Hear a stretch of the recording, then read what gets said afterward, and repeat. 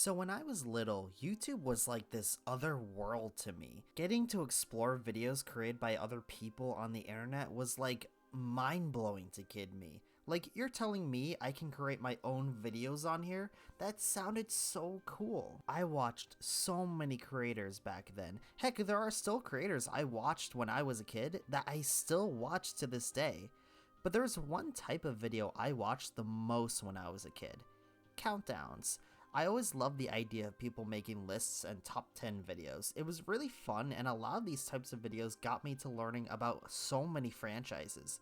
Like, for instance, I never knew what Mega Man was, but when I watched more of these countdown videos and learned a lot about this little series, it got me to trying the games out, and now I'm a big fan of a lot of these games.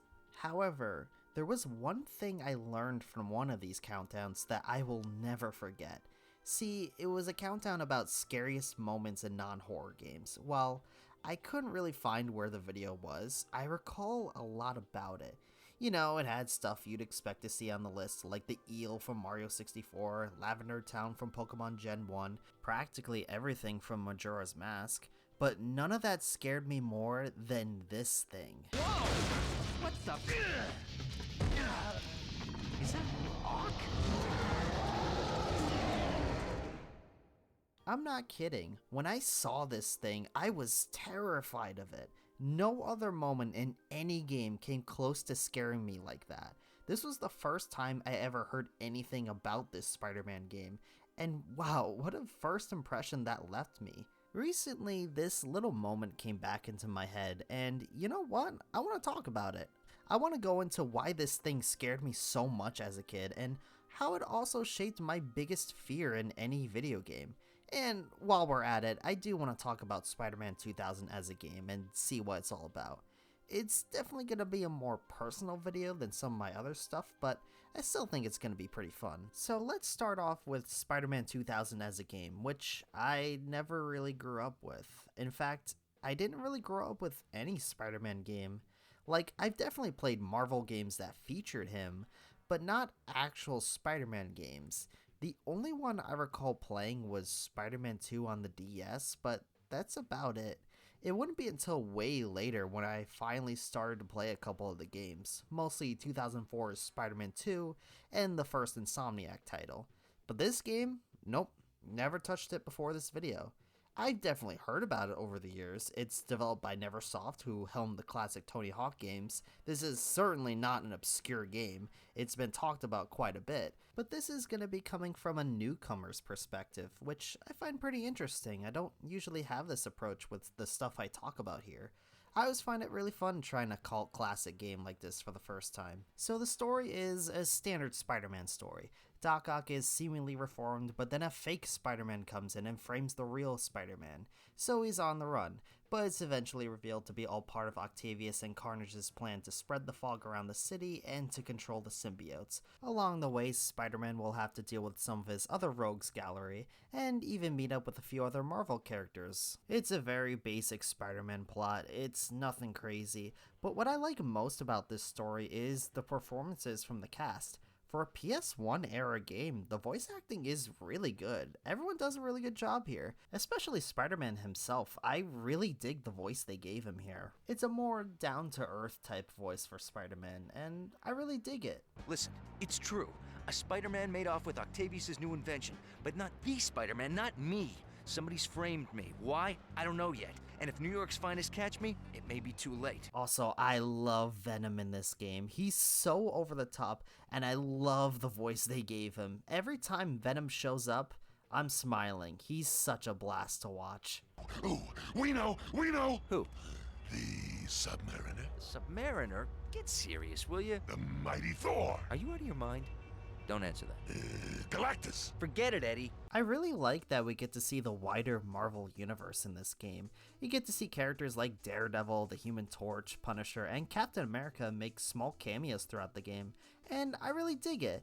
It's nice to see not just Spider-Man related characters in this game, but just other characters from the wider Marvel universe. It's really cool. Oh, before I get more into it, I should mention that I played 3 versions for this video. The N64, the PS1, and the Dreamcast versions. I know there is a PC and Game Boy Color version as well, but for the former, I didn't really want to go through the hassle of getting an old PC game working. It's just not really fun to go through. And the latter, maybe we'll talk about another time. I don't know, we'll see. But to get to some version differences, the N64 iteration doesn't have any of the FMVs the PS1 and Dreamcast versions include. It instead goes for a comic book slideshow aesthetic. It's neat, but obviously I prefer the FMVs from the other 2 versions. I mean, come on, these are a lot of fun to watch. Oh no!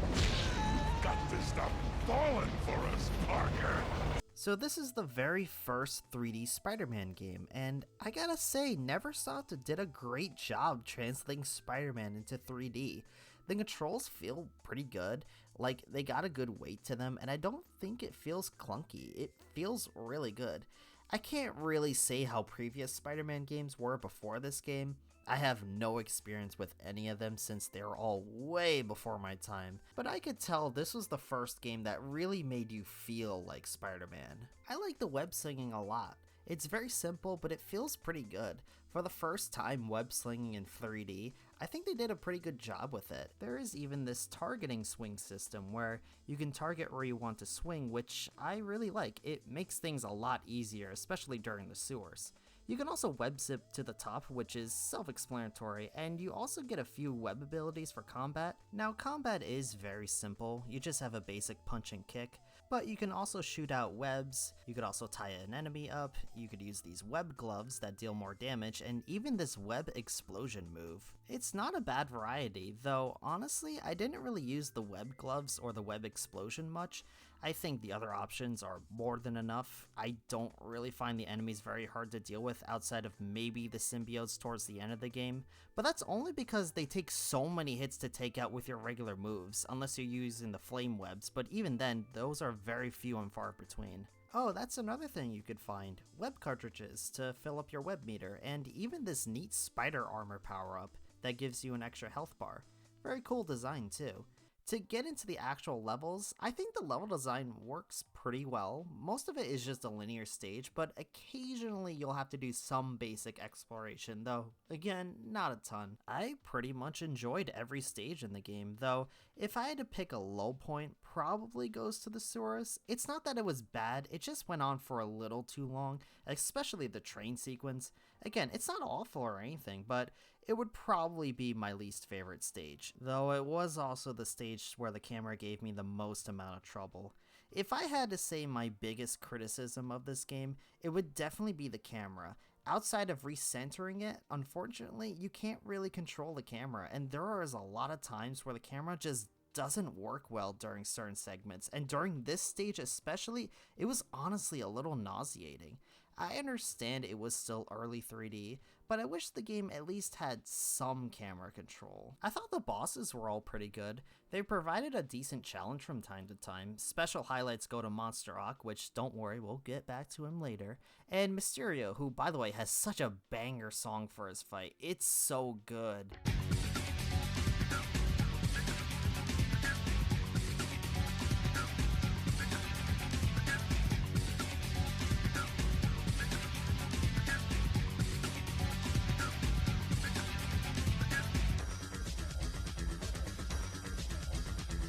In general, though, I didn't remember that many songs from this game. Like, it was fine, but not much really stuck out to me with a few exceptions.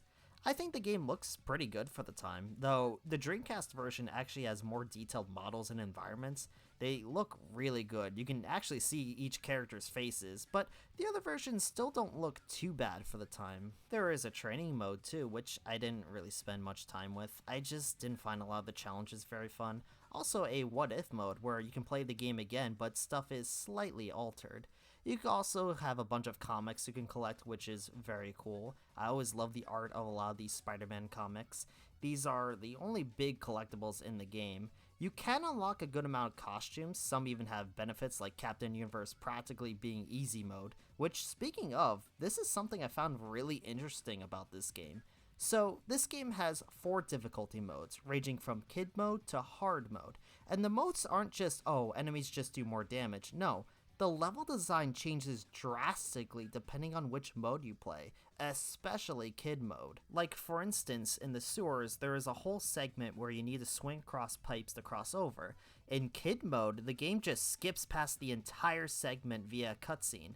Another example, in the final level, are these platforms you gotta swing across. In kid mode, you don't need to do this. You can just walk over this bridge, no swinging required. Kid mode even has a simpler web swing control scheme, where you just press the jump button twice to swing. It's very interesting how drastic the difficulty modes are for this game. It's not something I expected a game like this from this time would do. The game is also very short. You can beat the entire thing in under 2 hours, but I don't mind that because I really enjoyed this game. Again, I'm not speaking as someone who grew up with this title, but playing through it 3 times for this video, it's a really well-made game. The controls are solid, the level design is fun, the story and voice acting is really entertaining, and while it is a very short game, again, you can beat it in under 2 hours, it's a short and sweet little experience. If I had to recommend one version, I'd say the Dreamcast port is the way to go, though I know more people grew up with the PS1 iteration. And you know, despite it not having the cutscenes and lower quality audio, the N64 iteration is still perfectly fine to experience this game. But I really enjoyed my time playing through this, and who knows, I wouldn't mind tackling other Spider-Man games in the future if people are interested. It's a good game, I'd recommend it. Alright, let's actually get into what the video is about. So, to give a little background, I was probably still in late elementary school. I didn't really know what the internet was. All I knew about a computer was that I played Shark Tale and Over the Hedge. But then one day, kid me learned what the heck the internet was, and that's when I first learned about YouTube. I recall my first ever video I watched was a Let's Play of Mario Party 5's story mode. Yeah, it was a weird choice to say the least. Like I said, it was this other world to me. Seeing a bunch of stuff kid me has never really seen before, it was a really special time. But it also introduced me to stuff that creeped me out as well. As a kid, I was scared of a bunch of stuff, which is normal. I was scared of a bunch of stuff from movies and TV shows that I'm pretty sure most of you would probably be scared of when you were little. But when it comes to video games in particular, the thing that scared me the most were enemies that chased you, especially if it was in an enclosed space. See, I'm claustrophobic. I hate being in closed spaces. It genuinely makes me really uncomfortable because it feels like the walls are closing in on me. Whenever I see a really tight hallway or corridor, I get really nervous about it. So combine that with also being chased by a big enemy, and yeah, you have a recipe for my biggest fear in all of gaming. I first got a glimpse of this from, believe it or not, Star Fox Adventures on the GameCube. See, one of the bosses is the Red-Eye King, this giant T-Rex, and guess what the arena is? It's an enclosed space, and the boss is constantly chasing you, and you never really know which corner he's gonna turn to. It was terrifying to kid me. It was the first time I ever felt fear in a game, and afterwards, this wasn't the only game I had this fear with. Both the Killer Croc boss from Arkham Asylum and the final Bane boss from Arkham Origins were very similar in that way. There was also Mimi from Super Paper Mario with that really creepy design, and especially combined with that intense music. Oh gosh, I was really creeped out by this section of the game. There was also the Dahaka from Prince of Persia with its imposing design and demonic voice. Heck, King Boom Boom from Sonic Adventure 2 fit that too, especially that laugh he does. And of course there is Nemesis from Resident Evil 3, who is probably the biggest example of something like this, with that music and that terrifying voice he has. So when I watched that countdown video I mentioned earlier, and when it got to Monster Ock, yeah, it scared me to death. Again, it wouldn't be until years later when I finally got the context of what that thing was. It scared me that much. So at the very end of this game, after being Carnage, Doc Ock and Carnage merge into this being called Monster Ock. This isn't really a boss fight. You have to run away from it while it constantly chases you down as the whole base explodes. The sequence had everything that I was scared of. First off, look at this thing. Monster Ock is a pretty disturbing design, all things considered, especially in the Dreamcast version. In that iteration, he looks like a demon. I think also another point of it being creepy is because it was early 3D. Stuff still looked a little off. Like, heck, I can point to some early 3D from this time that definitely looked a little unnerving. There's just something about early 3D that looks a little creepy to me. So combined with the horrific design, how sort of creepy early 3D models can be, and also not to mention those noises it makes. Yeah, you can see why this design disturbed me so much. And the cherry on top, like I said, you're being chased constantly, and the area you're running through is a very tight corridor. So it literally had everything I was most scared of in any game. And no joke, I genuinely got nightmares of this monster. I am not kidding. I can't believe a Spider-Man title of all things would scare me that much. I don't think anything else ever came close to that. It's a moment that stuck with me for a long time. Now, let me be clear, I don't think Spider-Man 2000 is secretly a horror game, not at all, and playing this part of the game now, it doesn't really scare me. I still am claustrophobic, and chaser enemies still stress me out to some degree, but I wouldn't say it gives me nightmares like when I was a kid. But I gotta say, this is a great sequence to end the whole game on. The horror aspect of this section is fantastic. Nowadays, I love this design, and the intense rocking music fits this part of the game so well.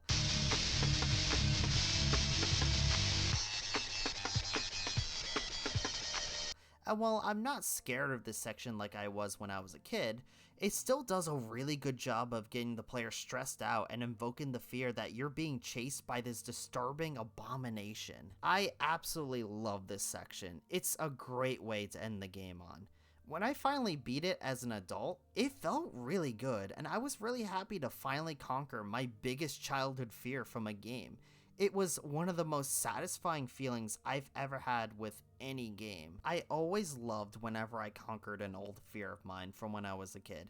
It is not only fun to actually look back on what scared you, but also gets you to think more on how that fear kind of shapes you into the person you are today. It's interesting to think about. But that's all the time we have for today. But before I close out the video, I want to ask you all, did you ever have something like this happen to you when you were a kid? Was there a part in a game, show, or movie you were so terrified of that you couldn't play or watch it for a long time? Please let me know. I'd love to read any stories you guys have. It's a topic I find really interesting to explore because everyone has different fears. I hope you all enjoyed this video. I know it's a little different than what I normally put out, but I would love to make more personal stuff like this in the future. It was a lot of fun. Anyways, I hope you all have a wonderful day and take care. Thank you for watching.